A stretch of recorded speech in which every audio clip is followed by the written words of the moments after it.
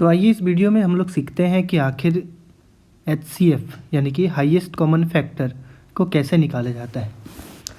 जिस तरीके से LCM को निकालने के 3 मेथड्स हैं, उसी तरीके से HCF को भी निकालने के 3 मेथड होते हैं। जो पहला मेथड होता है उसे हम लोग कहते हैं common factor method. Common factor method common factor method में हम लोग कॉमन निकालते हैं और उससे HCF निकाला जाता है। दूसरा जो मेथड है उसे हम लोग कहते हैं prime factorization method. Prime factorization method. और जो तीसरा मेथड है यह है कंटिन्यूड डिवीजन मेथड। कंटिन्यूड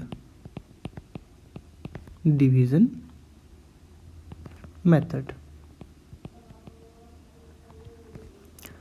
सबसे पहला कॉमन फैक्टर मेथड कि कॉमन फैक्टर मेथड क्या होता है, पहले इसे हम लोग समझेंगे।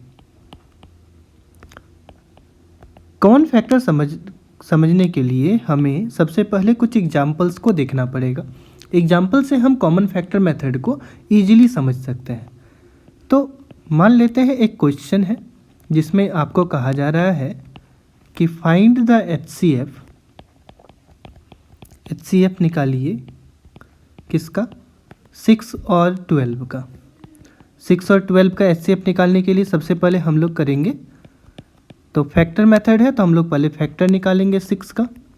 तो 6 के फैक्टर का क्या मतलब है कि 6 किस किस टेबल से आ सकता है।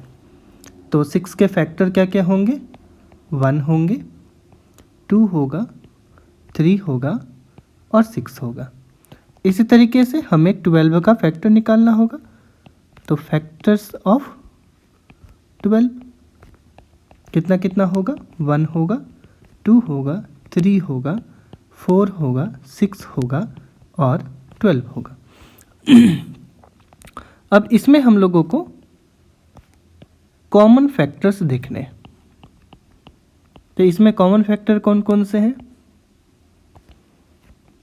जो कॉमन फैक्टर है ये है 1, हम लोग जानते हैं 1 तो सबका फैक्टर होता है।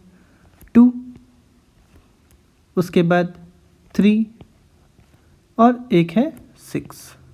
तो जो कॉमन फैक्टर है वो कौन कौन सा है, 1 है, 2 है, 3 है और 6 है। हमें HCF निकालना है, तो therefore highest common factor.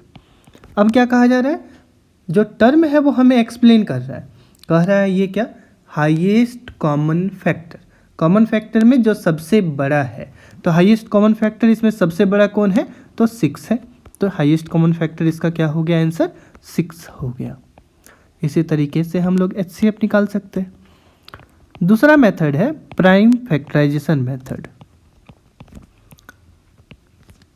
Prime factorization method में भी हम उसी तरीके से करते हैं जिस तरीके से हम लोग पीछे किए थे, मतलब कि LCM के केस में किए थे। चलिए इसको समझते हैं। सबसे पहले मान लेते हैं वही क्वेश्चन है, कह रहा है हमें find the HCF of 6 and 12 using prime factorization method. Okay, तो इसके लिए हमें सबसे पहले प्राइम फैक्टर निकालना होगा। किसका, तो सबसे पहले निकालना होगा 6 का। 6 का प्राइम फैक्टराइजेशन हो जाएगा 2 × 3। उसी तरीके से 12 का प्राइम फैक्टराइजेशन करना होगा।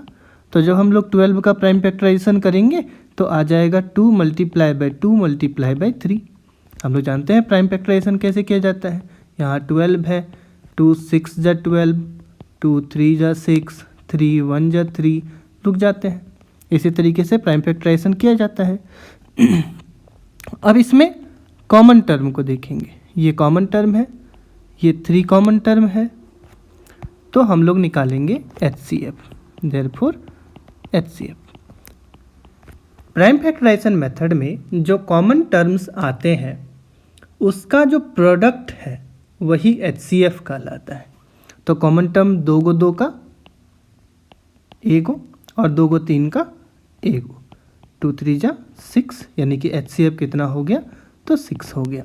इस तरीके से हम लोग HCF निकाल सकते हैं by using the prime factorization method.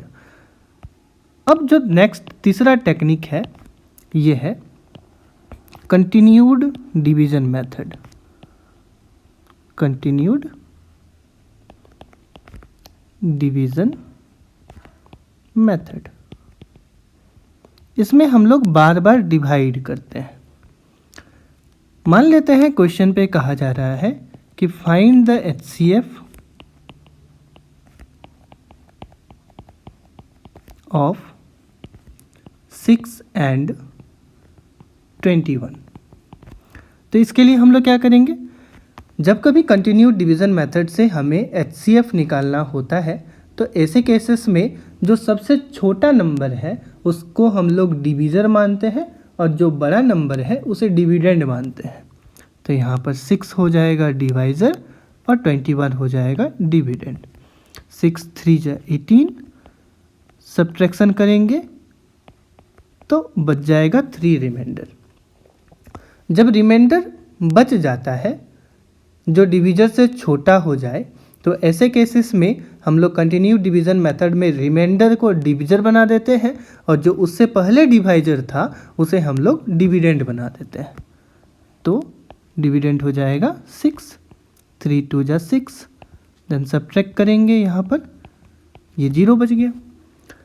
जिस डिवाइज़र से रिमाइंडर 0 आ जाए वही डिवाइज़र उस पार्टिकुलर डिजिट्स के लिए HCF कहलाता है। तो हम लोग इसलिए लिख सकते हैं कि therefore HCF of 6 and 21 is equals to कितना, तो 3। ये हो गया हम लोगों का आंसर। इस तरीके से ये जो 3 मेथड है ये HCF निकालने के हैं। इससे हम लोग हाईएस्ट कॉमन फैक्टर यानी कि HCF निकाल सकते हैं।